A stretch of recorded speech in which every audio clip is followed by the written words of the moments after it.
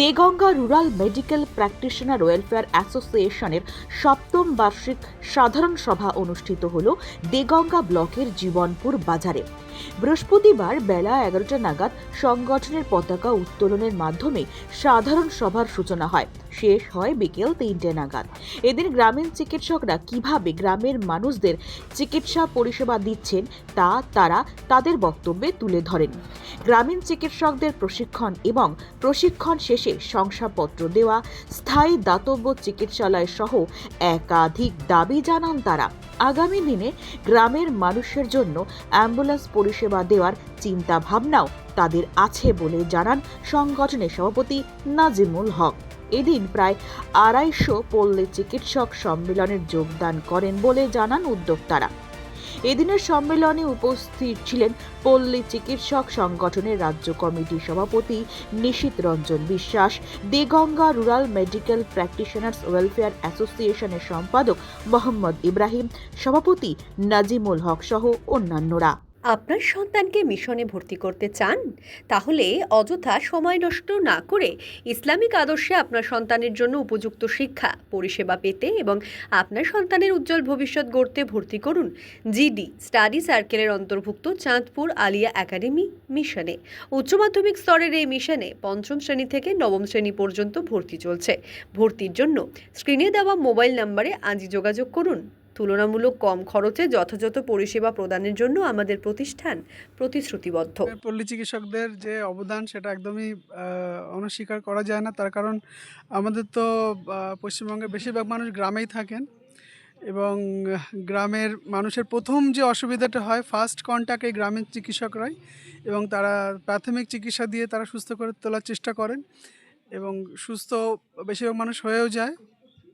যদি সে সমস্যা হয় সেক্ষেত্রে তারা সিনিয়র ডাক্তার বা সরকারি হাসপাতাল বা কোথায় যেতে হবে, পেশেন্টদের যা ফিডব্যাক পেশেন্টদের থেকে পাই তাতে পেশেন্টদের প্রাথমিক চিকিৎসার সঙ্গী হচ্ছে গ্রামীণ চিকিৎসক। তাদের আপদে বিপদে রাত্রি দিন সবসময় ওনারাই থাকেন। সুতরাং চিকিৎসা, একটা কমপ্লিট চিকিৎসায় ওনাদের অবদান একেবারেই ভোলার নয়। কাজ দিয়ে শুধুমাত্র একটাই বার্তা যে এয়ার কোয়ালিটি ইন্ডেক্সের যে অবস্থা, সেই এয়ার কোয়ালিটি ইন্ডেক্সকে আমাদের ইমপ্রুভ করতে হবে। এর ইনিশিয়েশন আমরা এই নতুন বছরে শুরু করেছি। আমাদের মনের কথা নামে একটি চ্যানেল আছে, সেই চ্যানেলের পক্ষ থেকে আমরা 1000 গাছ কিছুদিন আগে দিয়েছি। এক্ষেত্রে এই সম্মেলনটাকে একটা প্ল্যাটফর্ম হিসেবে ভাবলাম এবং সমস্ত গ্রামীণ চিকিৎসক বা যারা আছেন তাদেরকে গাছটা আপনারা সোশ্যাল মিডিয়া বা গণমাধ্যম থেকেও শিখতে পারেন এখনকার দিনে দাঁড়িয়ে। এক্ষেত্রে বড় ডাক্তারবাবুর কাছে গিয়ে কিছু শিখতে হবে বা উনি যেটা লিখে দেবেন সেটাই শিখতে হবে। সেটা না করে যদি আমরা সোশ্যাল মিডিয়া বা ইউটিউবে বা অন্য যে প্ল্যাটফর্মগুলো আছে সেগুলোতে যদি ডাক্তারবাবুদের চ্যানেলগুলো বা এগুলো ফলো করি, সেক্ষেত্রে তাদের লার্নিংটাও ভালো হবে, কমিউনিকেশন গ্যাপটা দূর হবে, যে ডায়াগনোসিস, ওষুধ দেওয়া পুরো ব্যাপারটা তারা কোরিলেট করতে পারবে। এখানে পুরোপুরি সরকার বাহাদুরের ব্যাপার, এটা নিয়ে আমি কিছু কমেন্ট করব না। আমার নাম ডক্টর এস.কে. জামান, আমি একজন কনসালটেন্ট সাইকিয়াট্রিস্ট, আমি একজন faculty doctor, Calcutta national medical college. Deganga rural medical practitioners welfare association আমরা একটা সংগঠন করি, যে সংগঠন দেগঙ্গা ব্লক তথা বাদুড়িয়া, হাড়োয়া, এদিকে আপনার বসিরহাট, সমস্ত যে ব্লকগুলো আছে সব ব্লককে নিয়ে আমরা এই সংগঠন করি। চাইছি আমরা একটা সময় করোনার প্রাককালে রাতের অন্ধকারে আমরা গ্রামীণ চিকিৎসকরা, গ্রামের মানুষের আমরা পাশে দাঁড়িয়েছিলাম। তখন ডিগ্রিধারী ডাক্তার গ্রামের মধ্যে আসতেন না, সেখানে গ্রামের মানুষ সেই সময় হসপিটালে গেলেই ভাবতো যে আমরা মারা যাব। তাই আমরা আমাদের পাশে আমরা এসেছিল, আমরাই তাদেরকে সুস্থ করে ভালো করেছিলাম। তা আমরা গ্রামের চিকিৎসকরা শান্তিভাবে আমরা মানুষের সেবা করতে পারি। আর আমার নাম মোহাম্মদ ইব্রাহিম, আমি এই সংগঠনের সম্পাদক, এমনকি রাজ্য কমিটি, জেলা কমিটির একজন সদস্য। আমরা Deganga rural medical practitioner welfare অ্যাসোসিয়েশনের পক্ষ থেকে এটা আমাদের 7ম এজিএম। 2019 সালে আমরা প্রথম এই ইউনিয়নের সূচনা করি। 2019 থেকে গুটি গুটি পায়ে আমরা মোটামুটি আজকের এই 2026 সে পৌঁছে গেলাম। আমাদের 200+ ডাক্তার মোটামুটি আমাদের সঙ্গে এখনও পর্যন্ত যুক্তেও জানিয়েছি, রাজ্যেও জানিয়েছি, জেলা স্বাস্থ্য দপ্তর এবং রাজ্য স্বাস্থ্য দপ্তরেও জানিয়েছি। সরকার বাহাদুর মোটামুটি আমাদের সঙ্গে সহমত পোষণ করেছেন। আমরা কিছুটা স্বস্তিতে আছি। তবে বাচ্চা না কাঁদলে যেমন মা তার দুধ দেয় না, আমরা গ্রামীণ চিকিৎসক, আমরা জোটবদ্ধ হয়ে আমরা যদি সরকারের কাছে দাবি না করি তাহলে সরকার তো আমাদের দাবিটা পূরণ করবে না। যার কারণে আমরা বিভিন্ন দাবি সরকারের কাছে রেখেছি।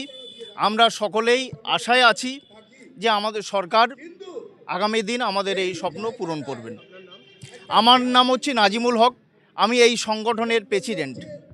আমাদের একটাই উদ্দেশ্য, আমরা বিভিন্ন রাজ্যের বিভিন্ন প্রান্ত থেকে যে সমস্ত ডাক্তার বন্ধুরা আছে, গ্রামীণ চিকিৎসক, তাদের একতাবদ্ধ করে যাতে সরকার আমাদের ইনফর্মাল হেলথ কেয়ার প্রোভাইডার যেটা আমাদের নামকরণ করেছেন, সে নামকরণ থেকে আমরা যাতে উন্নীত হয়ে একটা সার্টিফিকেট পাই, অর্থাৎ আমাদের এই মানে যে আমরা প্রশিক্ষণ পাচ্ছি, প্রশিক্ষণ শেষে যে শংসাপত্র পেয়ে যাতে আমরা নিজেদেরকে মানে প্রতিষ্ঠিত করতে পারি সমাজের বুকে, তার জন্য আমাদের এই সমস্ত প্রচেষ্টা। সরকার আমাদেরকে যথেষ্ট সহযোগিতা করেছেন। গত যে সরকারকে আমরা অনুরোধ করব যে তারা যেন আমাদের এই শংসাপত্র দেওয়ার জন্য আমাদেরকে উদ্বুদ্ধ করেন এবং আমরা যাতে পরবর্তী পর্যায়ে গ্রামের চিকিৎসা পরিষেবা আরও ভালোভাবে দিতে পারি, তার জন্য আমরা সরকারকে অনুরোধ করছি। আমার নাম নিশীথ রঞ্জন বিশ্বাস, পল্লী চিকিৎসা সংযুক্ত সংগ্রাম কমিটির রাজ্য কমিটির সভাপতি। আমি রানাঘাট থেকে আসছি। ধন্যবাদ। এর আগেও সরকারের কাছে যেটা দাবি করে এসেছি যে আমাদের প্রশিক্ষণ দিতে হবে সরকারিভাবে, এবং প্রশিক্ষণের মাধ্যমে যে ক্যাটাগরিরই হোক না কেন একটা শংসাপত্র প্রদান করতে হবে। এটা সরকার যেটা ঘোষণা করেছেন তার পূর্ণাঙ্গ মর্যাদা রেখে আমাদেরকে শংসাপত্র দিয়ে বাধিত করবেন, এটাই আমাদের মূল দাবি। আশরাফুল ইসলাম, রাজ্য ভাইস প্রেসিডেন্ট।